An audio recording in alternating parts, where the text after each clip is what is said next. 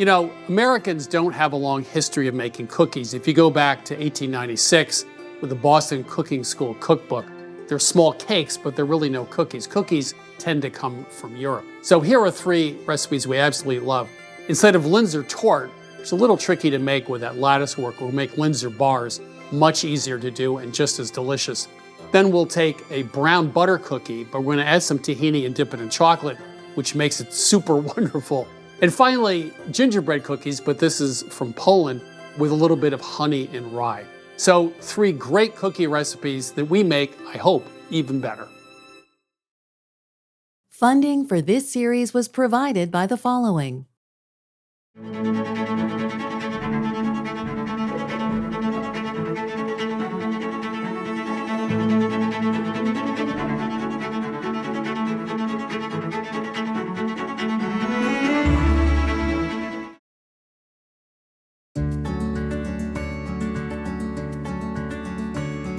Linzer torte. I've made Linzer torte many times. And the problem with Linzer torte is if you do it in a tart shell, the lattice work, because the dough's so soft, sort of hard to put it on and organize. It tends to fall apart on you. So we thought, let's use an 8-inch baking pan and turn them into Linzer bars. This is a real recipe. It's been around for hundreds of years in Austria, sort of like soccer torte, except soccer torte became this big tourist thing. The other thing about Austrian cooking is they use a lot of jam. So soccer torte has jam in it. Linzer torte obviously has a lot of jam in it. The other thing it has is nuts. So nuts and jam you see in a lot of recipes in Austria, also in Germany. So we'll start with sugar and walnuts. We like walnuts because they're a little bitter, and there's a fair amount of jam in this, which is sweet, so it sets that off nicely. And we're just gonna process this for 20, 30 seconds. You can see the walnuts are nicely processed. Okay, now for flour, of course. A little cocoa powder goes in. Then we have salt, of course. Don't forget salt in desserts. Cinnamon, some ground black pepper, which I think really is nice, adds a little punch to it. We have cloves and allspice, so they all go in. Now, we'll just pulse this a few times. A little bit of fresh lemon zest is really nice. So we have small pieces of butter, which are cold. And again, we're gonna pulse it until the butter is really coating the flour. So you can see the butter is really nicely cut in. You don't want to see big pieces. Same speech I give you about doing pie pastry. You want to really get the butter cut in. So we're going to use 1 egg in this recipe. The white we'll use later, the yolk now. Put that in. So this won't fully come together in a big ball, but it'll be sort of moistened lumps, clumps of dough. So let's start that. So let's just see what we got. Now you can see you sort of have large clumps of dough, and that's what you want. So this doesn't come together as one piece like it would with an American pie pastry. We have a log of dough, and we're going to cut off about 1/3 of it like that. Set this aside. So now we're not doing strips of dough. We're going to do cutouts like cookies. And we're looking to make maybe an 8-inch square because that's the size of our baking pan.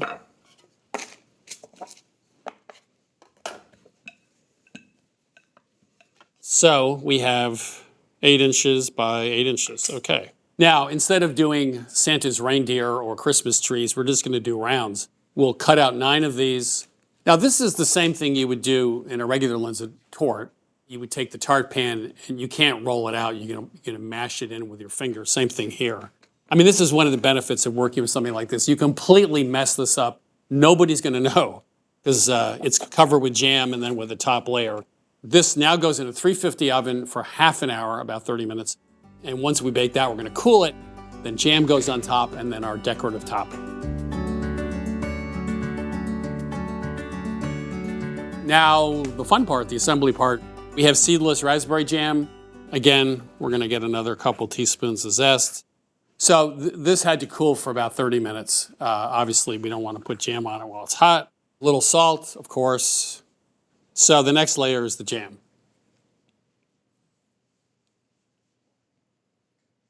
And let me introduce you to my favorite kitchen tool, other than a good knife, the small offset spatula. Big one's great too. This is the one you can actually use to get into, let's say, an 8 by 8 inch pan. The bigger ones, you just can't get in. So this is the best tool I know for doing something like this. These have been chilling, it's cold. Now we're going to take out the scraps in between. We're going to cut these in half so we have half moons essentially, and we're going to then decorate the top of this. If we need more, we'll just re-roll the scraps.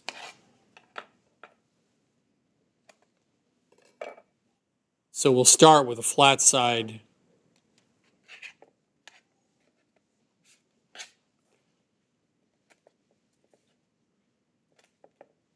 Now we can get going here. So we'll change it up. Last thing we need to do is to whip an egg white. So with our super cute little green pastry brush, little turbinado sugar. So when we got finished baking the bottom crust, we reduced the oven from 350 to 325. We're going to put this back into the oven for about 50 minutes.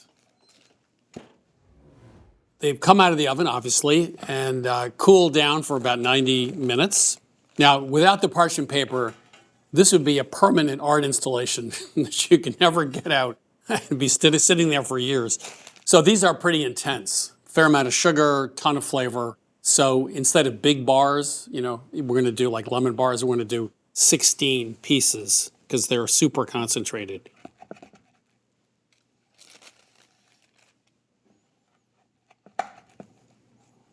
This looks ridiculously formal.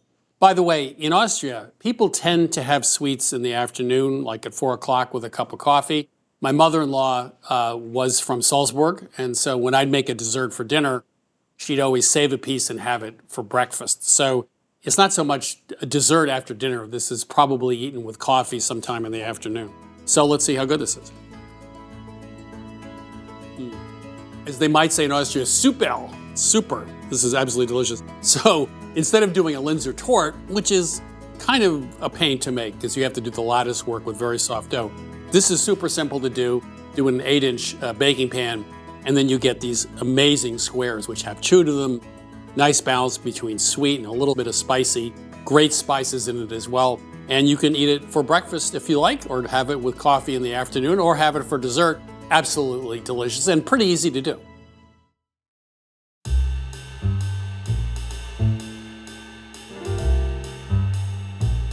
One of our most prevalent questions asked by our Milk Street viewers is how to freeze cookies. Is it better to freeze the dough unbaked, or is it better to bake the cookies and then freeze them? We were more than happy to discover the answer to that question.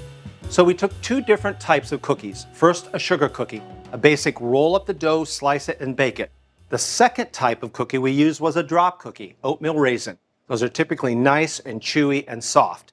These are two completely different textures, so we figured we would test the baking and freezing out on these types. The first batch, we prepared the doughs, slice the sugar cookies, bake them off, and drop the oatmeal raisin dough right on the sheet pans, bake them off, and let them cool.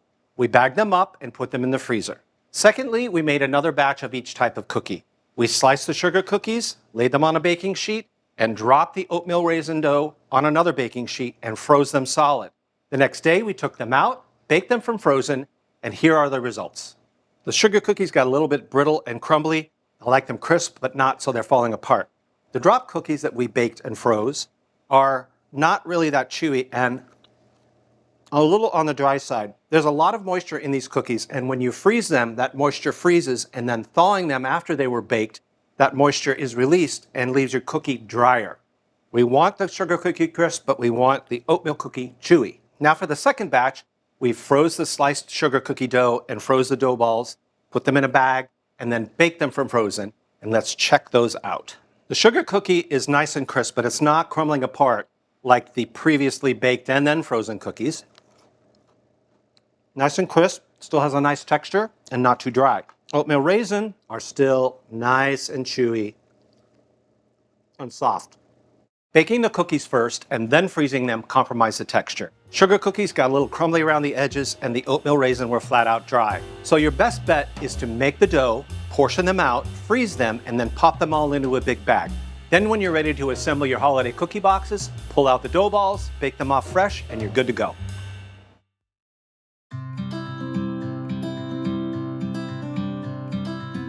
Tahini isn't just for hummus and sauces. In this chewy cookie, it adds nuttiness and a pleasant bitterness that really plays off the sweetness of the sugar. And it's a simple, one bowl, no mixer, no fuss cookie, so it's perfect for the holidays when you have a million things going on and you don't want to do anything too elaborate. So let's get started. The most difficult thing you'll do here is brown the butter, and that isn't even hard. So all we're gonna do is put our butter in a skillet on medium, and we're gonna let it melt until it starts to brown. Brown butter caramelizes the milk solids in butter, so it gives that nice kind of toasted nutty flavor. And with tahini, it's just a perfect combination. You're gonna see the butter get really foamy. There'll be bigger bubbles, and then they'll get really small, and that's when you know it's almost ready. So when you start to see a little bit of the brown in the center of the foamy butter, that's when I like to pull it off, because if you burn brown butter, it's gonna be really bitter, and you don't want that. So I'm gonna put it in a large bowl. So I'm also going to whisk my tahini in right now. If the ingredients are cold, every time I've done it, it kind of seizes up. So this is a great time to add it. So it does help cool down the butter a little bit, but it also keeps your tahini nice and smooth. So we're just going to give this a few minutes to cool down till it's just warm. So while that's happening, I'm just going to whisk together my dry ingredients. I have flour, baking soda, and of course a little bit of salt. So our tahini butter mixture is just warm. I'm gonna add 2 kinds of sugar, brown sugar and some white sugar.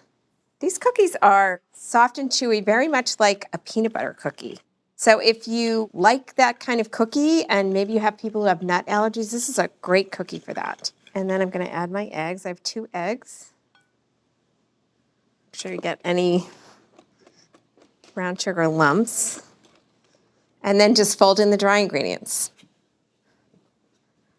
So I've got 2 sheet pans here, covered in parchment paper. These are big cookies. They're about 2 tablespoons per cookie. I have a scoop here. So I'm gonna do 9 cookies per sheet. And these go in a 350-degree oven. We have 1 rack in the upper middle position and 1 in the lower. So you can bake them at the same time. And they bake for 16 to 18 minutes. You just rotate them halfway through. I just want to press them down a little with the palm of my hand, just so that they're all an even 1/2 inch thick. Okay, so let's put these in the oven and bake them off.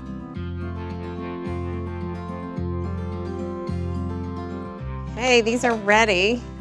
So you can see these make nice big cookies. Sometimes they kiss a little bit in the oven. I'm gonna let these cool in the pan for about 5 minutes, and I'm gonna take them off and put them on the cooling rack for 30 minutes, and then we'll start melting our chocolate. So these are chewy, nutty, delicious, just as they are. But if you're gonna do a holiday box and you really wanna up your game a little bit, you can dip them in some chocolate. To melt the chocolate, I have about 1 inch of water in this medium saucepan. I've brought that to a simmer. Make sure it's a heat-proof bowl and put that on top. You wanna make sure the water is not boiling so much that the steam is hitting the chocolate, because water and chocolate do not mix. Just leave it on there and let it gently melt. And what I like to do when it's pretty melted is I like to add some room temperature chocolate. I'm actually gonna take it off the heat and just let that melt a little bit. So that cools the chocolate down. It will make it a little shinier. It's not an exact temper, but it works a little bit. This is bittersweet chocolate. I love that with this, but choose your adventure. You can use any chocolate that you like. So now I'm just gonna dip half the cookie. I'm not even dipping the bottom. I'm just gonna dip the face of the cookie halfway. See how pretty? So I'm only gonna do half of these because I might wanna keep some that don't have chocolate. And that way, if say you're boxing up cookies for the holidays, you might decide you have other chocolate things in the box and you don't want everything to be chocolate, or you might decide you do want some chocolate. And Wes is gonna talk about storing cookies. These will last for 5 days, but don't store them with another cookies. Store them on their own. So you want to let the chocolate set for an hour so it dries completely before you package these up to store, or if you just want to eat them, you can eat them with the chocolate hot if you want, but they're better if you let them sit and set up. So these have sat for an hour. You can see the chocolate is all set up. So I hope you'll try these. They are a simple cookie, but they look like something you might get at a bakery, and they're a perfect gifting cookie. I'm going to take some with chocolate. So chewy, beautiful nutty flavor. I love the chocolate with that. Chocolate dipped tahini and brown butter cookies. If you're looking for something that's a little unusual that everyone may not have heard of, a little bit more elevated than a chocolate chip cookie or peanut butter cookie, this is the perfect cookie for you.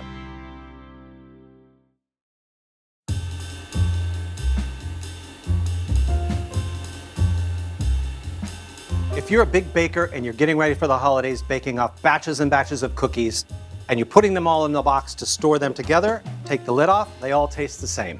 What can you do?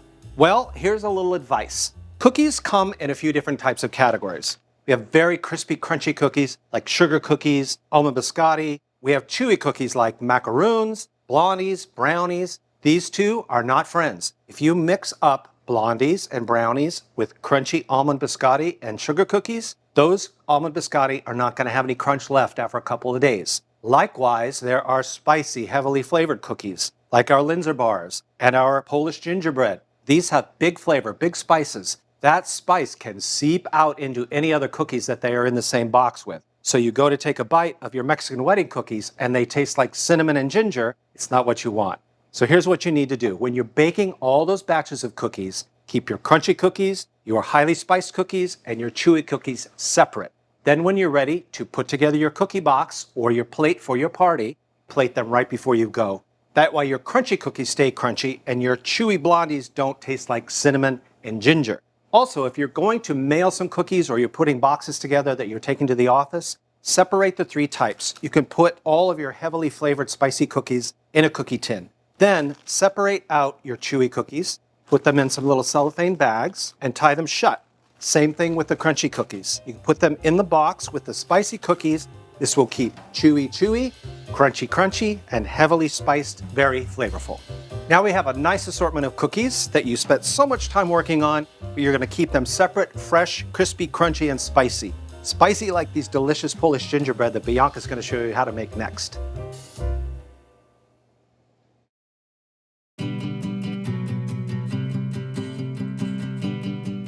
The name of the Polish gingerbread cookie, pierniki, translates as pepper cookie, and that refers to the generous amount of ground black pepper there is in the dough. Now, in a dough like this, you might expect to see molasses as a sweetener, but in Poland, they choose honey as the primary sweetener, and honey's lighter flavor allows all those spices to take center stage.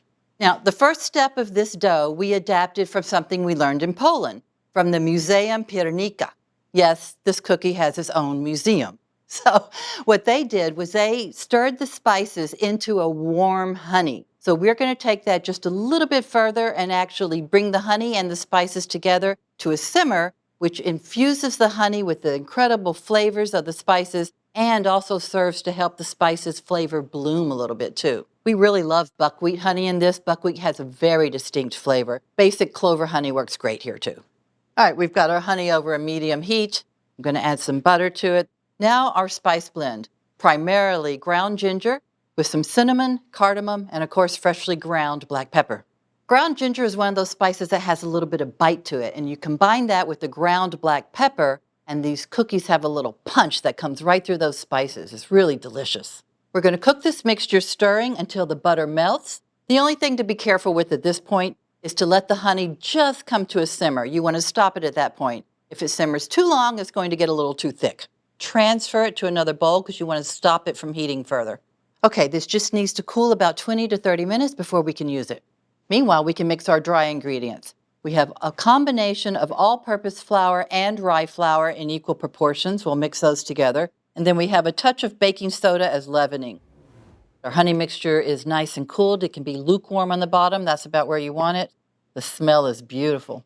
We'll add 1 egg to that. We also add freshly grated ginger. The flavor of freshly grated ginger is bright and strong, and it complements really nicely with the ground ginger. And a little salt, of course. And along with the honey is a little bit of brown sugar. Okay, we're just going to whisk that until smooth and the lumps from the sugar have worked their way out. You want to mix the dough just until no dry flour remains. Make sure you scrape all the way down in the bottom of the bowl. Flip it over so you can see if there's any flour down under there. For me, I could eat gingerbread year-round. I love the taste of it. But there's something about holiday time that the smell evokes just this like warm, comforting feeling. We're going to just lay this out on a piece of plastic in a disc, By spreading it out in a disc like this, it just helps it chill a little more evenly, and it also makes it easier to handle later. We'll let this chill for a minimum of 2 hours, up to 12 hours, and then we'll be ready to bake it. During this time, it's not just to chill the dough, but it also allows the flour to fully hydrate. And this just makes for a much more pleasant cookie texture with a lighter crumb. So I'm using a 1 tablespoon scoop here. You could certainly just use a large spoon. You want to break off about a tablespoon-sized pieces. Then we'll roll them into balls and put them on the tray. So there are a couple of options with these. One is to roll the raw cookie balls into turbinado sugar, which gives them this little sparkly crust on them after they're baked. It's really beautiful. The other is to bake them naked, and then we'll do a coffee glaze over the top. So to roll these in turbinado, we'll just put a few of those balls in there, roll them around, put them right back on the sheet tray. And we're going to flatten these just a little bit to about 1/4 inch. You could certainly use your fingers, but your fingers are going to leave marks. And if you're like me, you end up doing it 4 times trying to get it even. So I just use the bottom of a measuring cup, which is nice and flat, and simply just give it a single little press each one. So I'm going to do these cookies both ways, one coated with turbinado sugar and the other tray not coated with turbinado sugar, because we'll be glazing those cookies later. Meanwhile, the oven is preheated to 350 degrees. I'm going to get these in, and they'll bake for about 10 to 12 minutes. Okay, the cookies are out of the oven. These are the ones that did not get rolled in sugar, so we'll call them naked cookies for now. You can see they're beautiful little, very slightly pillowy cookies. And we will now make our espresso glaze. We have instant espresso powder, really great for adding coffee flavor, very easy to dissolve in liquids. This is a little bit of milk. I'm going to hold off a little bit of the milk in case we need a little bit more. Now we have our bowl of confectioner's sugar. We'll add that right to it. With confectioner's sugar, it's always the case that you think, oh man, this is not near enough liquid, and then all of a sudden it'll come together, and then sometimes you have too much liquid, but it's a surprising thing. You never know. See how now it's flowing nice and thin? The ribbon is sitting for a few seconds, and then it's sort of just fading into the hole. One word of warning about confectioner's sugar glazes. If you make them in advance, make sure you cover the surface with plastic wrap, like right on the surface of them, because they dry out pretty quickly. So I'm just going to use a spoon, let it start dripping just to get the flow going, and then you can start going on to the cookies. You want a thin drizzle and go all the way off the edge of the cookie. Random is good here. This is going to be gorgeous on a platter. So these should take about 30 minutes to get to a nice dry stage, and then we will platter both of our cookies side by side.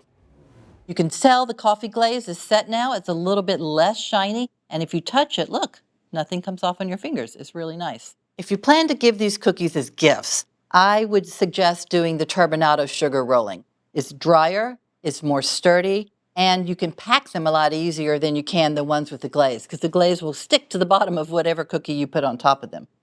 And because I'm even more impatient than this recipe allows,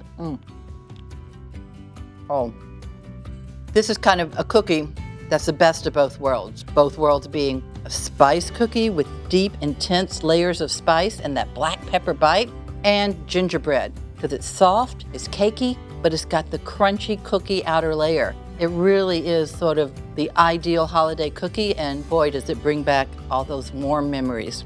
This is a recipe worth having, worth working into your holiday tradition of cookie making, and you can get this recipe and all the recipes from this season at milkstreettv.com. Recipes and episodes from this season of Milk Street are available at milkstreettv.com, along with shopping lists, printer-ready recipes, and step-by-step videos. Access our content anytime to change the way you cook. The new Milk Street Cookbook is now available and includes every recipe from our TV show. From Vietnamese chicken salad and tiramisu to easy stretch pizza dough and Austrian apple strudel, the new Milk Street Cookbook offers bolder, fresher, simpler recipes. Order your copy of the Milk Street Cookbook for $29.95, 40% less than the cover price. Call 855-MILK-177 or order online. Funding for this series was provided by the following.